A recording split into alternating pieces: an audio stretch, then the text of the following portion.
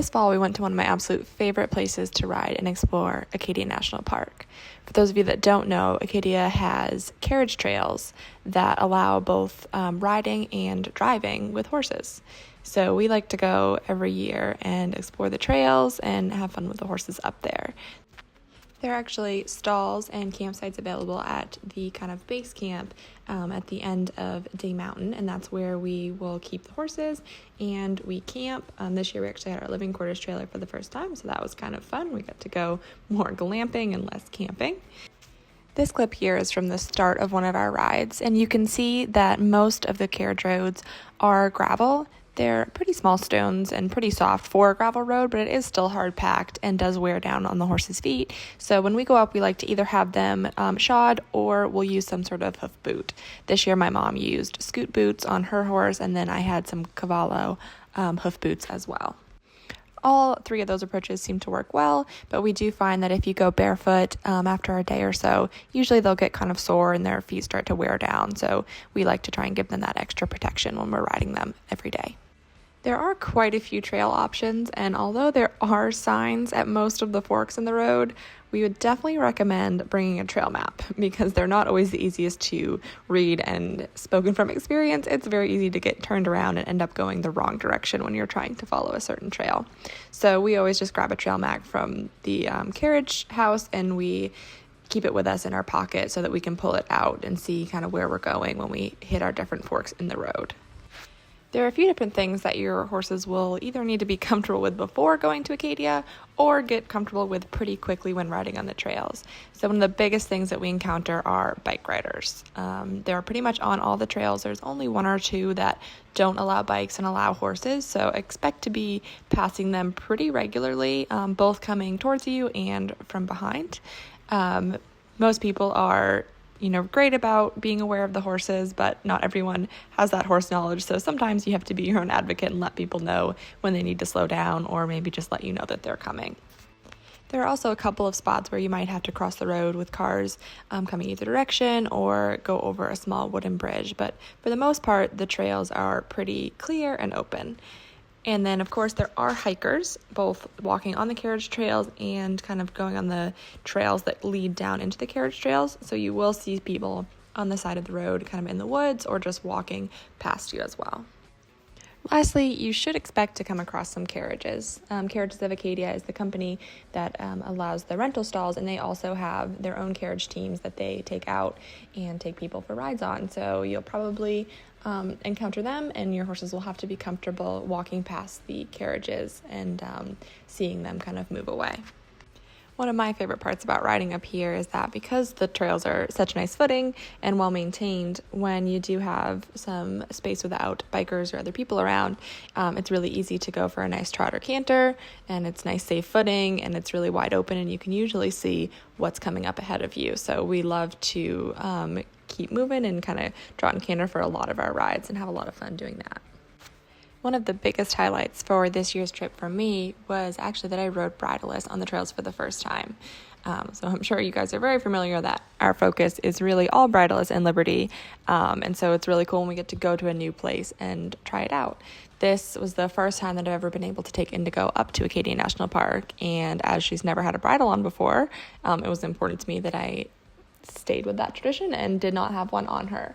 The very first day I did have a halter on her kind of head and then just looped the lead rope around my saddle so that it was on there just in case, because I do like to be, safety and cautious when we're going to a brand new wide open place. But within the first 15 minutes of that ride, I was just feeling really trusting of her. She was really listening well and really not reacting to the open spaces and all that was going on around her. So I ended up just taking that halter off and then kind of tying it securely to my saddle. So we like to always have the halters on our saddles and available or, with us so that if for some reason we do have an emergency where we need to get off, where we need to tie our horses, or we need to navigate something, that we have that halter available to put on them and to be able to lead them and have that kind of extra support.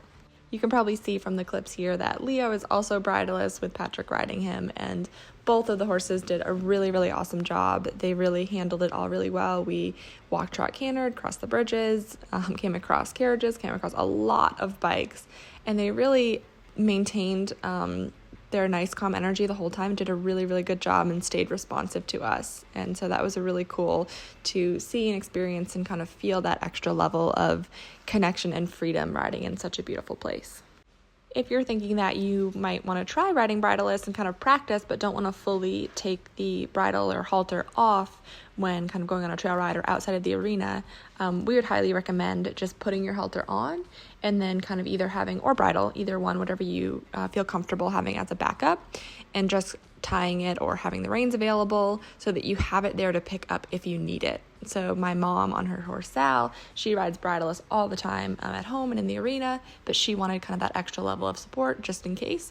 So for the weekend, she rode with kind of her lead rope tied safely on her saddle like a Makati rein, and she had her neck rope that she was using to steer and guide him the whole time, and he listened really well, but she had that backup if she needed it. So that's what we recommend if you are wanting to go on a trail ride and practice your bridleless riding, but not at the point where you want to just take the bridle or halter off. That gives you just that extra support and help to train if needed. All of the trails are so beautiful and have their own special scenic views that it's really hard for me to pick a favorite and recommendation, but I will say if you've never been up there before, I highly recommend making Day Mountain one of your rides or walks or bikes. It just has such expansive views as you're riding up and coming back down. As the name suggests, it is a mountain, so you will feel like you are going very uphill for a big part of it and then very downhill for another part of it. So we usually like to kind of trot and canter when we're going up, and then we walk all the way down, and it makes it kind of a fun little trek. And at the top, it just has these like beautiful expansive views there. You can see the harbor and some of the other mountains around, and so it's definitely one that I recommend making part of your trip. Jordan Pond House is another fun ride where you're kind of winding along a creek, and there's some different bridges that you get to go over, so that's kind of a nice scenic one that makes you feel kind of like you're really in the woods. And then we always love going on Seal Harbor. Seal Harbor is a longer ride for sure, but there is a section that doesn't allow bikers, so it's a little bit less crowded, and then it brings you out so you can see the harbor, and you're kind of right there at the middle point.